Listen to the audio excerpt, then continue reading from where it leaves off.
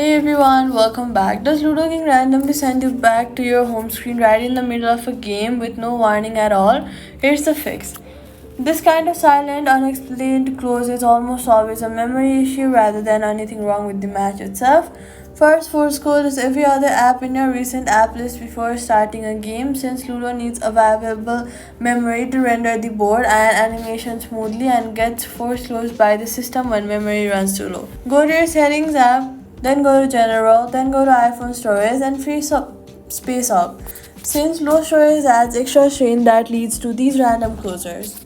In the settings, go back and then scroll down to background app refresh and turn it off. For apps you do not need running, freeing up more memory for Ludo King.